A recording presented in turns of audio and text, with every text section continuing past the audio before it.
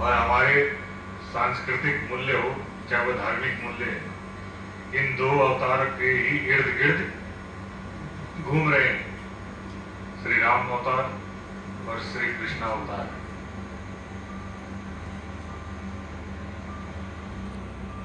अब यहां देखिए संतों का कथन क्या है, बात गूढ़ है लेकिन ध्यान दीजिएगा।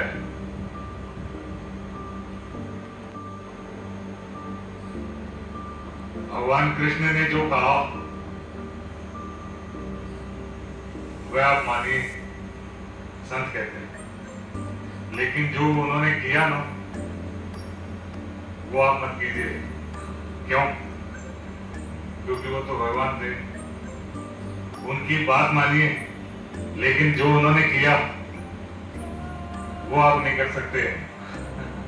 इसलिए संतों ने क्या कहा कि जो भगवान ने किया ना वो आपको नहीं करना है, लेकिन जो उन्होंने कहा वो आपको करना है।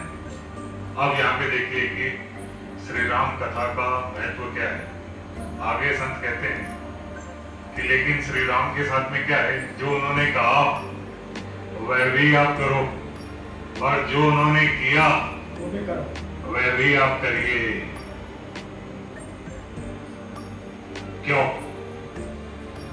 क्योंकि भगवान श्री राम का चरित्र ही ऐसा है कि जिसका रसपान करने से जीवन में क्या आती है, शुद्धता आती है, सुचिता बनती है। समझने की दृष्टि से अगर देखें तो भगवान कृष्ण की 16,000 स्त्रियां थी। ठीक, आज के इस कलिकाल में हम तो नहीं कर सकते, तो जो कहा उन्होंने वो बात मानिए और उसको जीवन में उतारिए, लेकिन जो उन्होंने किया वो एक साधारण मनुष्य नहीं कर सकता। अब दूसरी दृष्टि में देखिए, भगवान राम जो थे एक पत्नी व्रता थे, वो आप इस कलिकाल में कर सकते हो।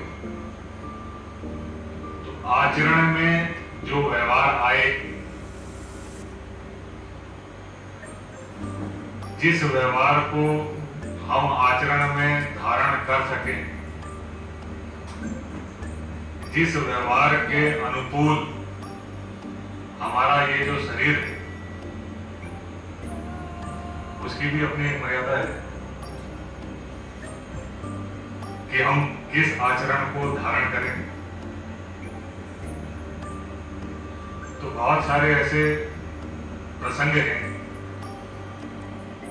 ऐसी अवधारणाएं, ऐसे चरित्र हैं, ऐसी क्रियाएं हैं, ऐसी लीलाएं जो भगवान श्री रामचंद्र जी का जो जीवन है उसको हम आज भी धारण कर सकते हैं। क्यों? क्योंकि जीवन तभी तक जीवन है जब तक इसमें प्रभु राम का क्या है, वास है, सम्मिश्रण है। जिस दिन भगवान राम का स्मरण, चिंतन और मनन वह समाप्त हो जाएगा, उस दिन ये जीव और ये जगत दोनों ही क्या हो जाएगा, समाप्त हो जाएगा। क्योंकि जगत में है ही क्या,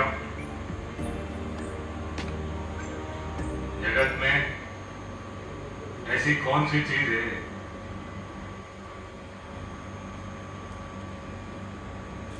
जिस पे ध्यान दिया जाए।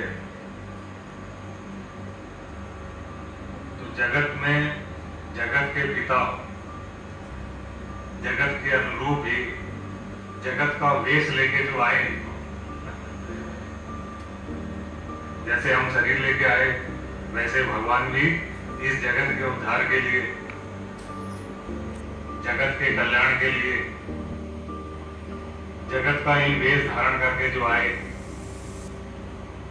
ऐसे श्री भगवान का ध्यान ये शरीर कर सकता है और अपने शरीर का भी उद्धार कर सकता है, अपनी आत्मा का भी उद्धार कर सकता है।